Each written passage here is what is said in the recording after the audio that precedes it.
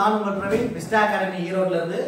So இன்னைக்கு பரபரப்பா நம்ம பேச போற டாபிக் என்ன அப்படின்னா டிஎன்பிஎஸ்சி 2025 கான சிலபஸ் கம்ப்ளீட்டா மாத்திட்டாங்களே.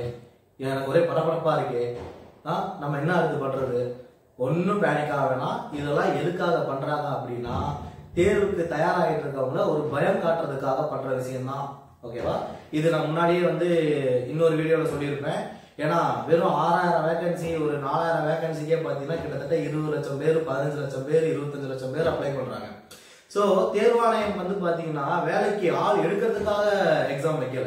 இவ்வளவு பேர் அப்ளை பண்றாங்க இல்லையா, அவங்களை எப்படி நம்ம வெளியே அனுப்புறது அப்படின்றதுக்காக எக்ஸாம் வைப்பாங்க. சோ இதுல பெருசா யாரும் பேனிக் ஆக வேண்டிய அவசியமே கிடையாது. ரொம்ப கூலா எப்பயும் போல நீங்க பாட்டுக்கு என்ன நீங்க ப்ரிப்பேர் பண்றீங்களோ தாராளமா அந்த ப்ரிப்பரேஷனை நிப்பாட்டாம ப்ரிப்பேர் பண்ணிக்கிட்டே இருங்க. எக்காரணத்து கொண்டும் அதை நிப்பாட்டவே வேணும். ஓகேவா? பட் சிலபஸ் அப்படின்னு பாக்குறப்போ ஒரு சில விஷயங்கள் கொஞ்சம் மாத்திருக்காங்க. பட் அதுவும் சொல்றேன், நம்மளை குழப்பறதுக்காக மட்டும்தான்.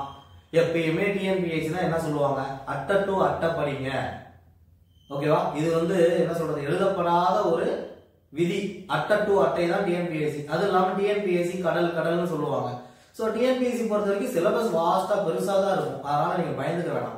ஒரு நல்ல விதமான ஒரு அட்வான்டேஜ் என்ன கொடுத்திருக்காங்க அப்படின்னா ஒவ்வொரு டாபிக்கும், அதாவது பொது அறிவியலா இருக்கட்டும், புவியியலா இருக்கட்டும், ஏன் ஹிஸ்டரி இந்திய வரலாறா இருக்கட்டும், எல்லாத்துக்குமே இந்த தடவை என்ன ஒரு நல்ல விஷயம் பண்ணிருக்காங்கன்னா மார்க் போட்டிருக்காங்க. ஓகேவா? மார்க் மீன்ஸ் எவ்வளவு கேள்விகள் கேட்பாங்க அப்படின்னு போட்டிருக்காங்க. பொது அறிவியல்ல 5 கேள்விகள், புவியியல்ல 5 கேள்விகள், அப்புறம் ஹிஸ்டரியில 10 கேள்விகள், இந்திய அரசியலமைப்பு பாலிட்டியில 15 கேள்விகள், அதுக்கு அடுத்தது இந்தியன் எக்கானமியும் இந்த வாட்டி இன்னொன்று யூனிட் 9 கம்பைன் பண்ணி அதுல இருந்து 20 கேள்விகள், அதுக்கு அடுத்தது யூனிட் 8 அதுல இருந்து பாத்தீங்கன்னா உங்களுக்கு nearly 20.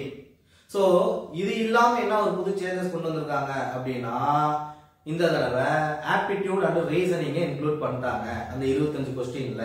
So 15 mark aptitude, 10 mark from reasoning. ஓகேவா? மத்தபடி பாத்தீங்கன்னா ஒன்னும் பெரிய மாற்றங்கள்லாம் எதுவுமே கிடையாது. சோ தாராளமா தைரியமா கண்டினியூ பண்ணுங்க. சக்சஸ்ஃபுல்லா நம்ம ஜாப் வாங்கி ஆகிறோம். அண்ட் மிக மிக மிக மிக ஒரு முக்கியமான விஷயம் நான் சொல்ல வந்தது என்ன அப்படின்னா இந்த தடவை குரூப் 4க்கு இதுக்கு முன்னாடி ஜெனரல் இங்கிலீஷ் இல்லாம இருந்தது இல்லைங்களா, இப்போ அதை இன்க்ளூட் பண்ணிட்டாங்க. நல்லா அனலைன் பண்ணிக்கோங்க. For differently abled candidates only. Differently able candidates only அவங்களுக்கு மட்டும்தான் இந்த இங்கிலீஷ் டெஸ்ட், அதாவது ஜெனரல் இங்கிலீஷ் கொடுக்குறாங்க. சோ யாரும் பயந்துக்க வேணாம். நீங்க என்ன இப்ப கண்டினியூ பண்ணிட்டு இருக்கீங்களோ அதே கண்டினியூ பண்ணுங்க. திரும்பவும் சொல்றேன், நம்மளை குழப்பி விடுறதுக்கு, நம்மளை பயமாத்துறதுக்கு ஏதாவது ஒண்ணு இந்த மாதிரி பண்ணிக்கிட்டே தான் இருப்பாங்க. இந்த கிரிக்கெட்ல சொல்லுவாங்க இல்லையா, ஸ்லெட்ஜிங் பண்றாங்க அப்படின்ட்டு. ஒரு என்ன சொல்றது, ஒரு பேட்ஸ்மேனை பாத்தீங்கன்னா அவனை பரபரப்பாக்கிட்டோம், அவன் ஒரு மாதிரி பரபரப்பாக்கிட்டோம் அப்படின்னா அவன் கண்டிப்பா அடுத்த பாலோ ஏதோ ஒண்ணு ராங்கா விளையாட பார்ப்பான், கன்ஃபார்ம் அவுட் ஆயிருக்கும். உங்களுக்கு சொல்ல தேவையில்ல. நமது இந்தியா ஆஸ்திரேலியா டீம் எப்பயுமே நம்ம ஆஸ்திரேலியா போனோம் அப்படின்னாலே அங்க இருக்க ஏதாவது ஒரு பிளேயர், ஏதாவது 11 பிளேயரும் இந்தியன் பிளேயர்ஸை ஸ்லெட்ஜிங் தான் பண்ணுவோம். சோ அந்த மாதிரி இதை பாத்தீங்கன்னா டிஎன்பிஎஸ்சி நம்மளோட பயமாத்துறதுக்கு ஒரு சின்ன ஒரு இது கொடுக்குறாங்க மட்டும் நினைச்சுக்கோங்க. சோ கண்டினியூ பண்ணுங்க, ஏதும் பேனிக் ஆகனா.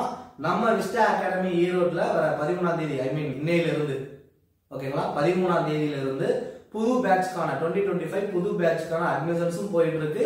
அதே ஃப்ரெஷ் பேட்ச்க்கான மெட்டீரியல்ஸும் நம்ம கொடுத்துட்டு இருக்கோம். சோ வேணுங்கிறவங்க கீழே கொடுத்துருக்க நம்பரோ இல்ல நம்மளோட டிஸ்கிரிப்ஷன்லயோ போய் பாருங்க. அண்ட் மோஸ்ட் இம்பார்ட்டன்ட் திங், இந்த சிலபஸ் எல்லாமே போத் தமிழ் அண்ட் இங்கிலீஷ் ரெண்டுலயுமே பாத்தீங்கன்னா டிஸ்கிரிப்ஷன்ல தனித்தனியாவே லிங்க் கொடுத்துருக்கோம். அதையும் பாருங்க. மேற்கொண்டு ஏதாவது தகவல் வேணும் அப்படின்னா விஸ்டா அகாடமி ஈரோடுக்கு நீங்க தாராளமா கூகுள் அடிச்சீங்கனாலே நம்மளோட கான்டாக்ட் நம்பர் வரும். போன் பண்ணி உங்களோட குவரிஸ் என்னவோ கேளுங்க. தேங்க்யூ. நன்றி, வணக்கம்.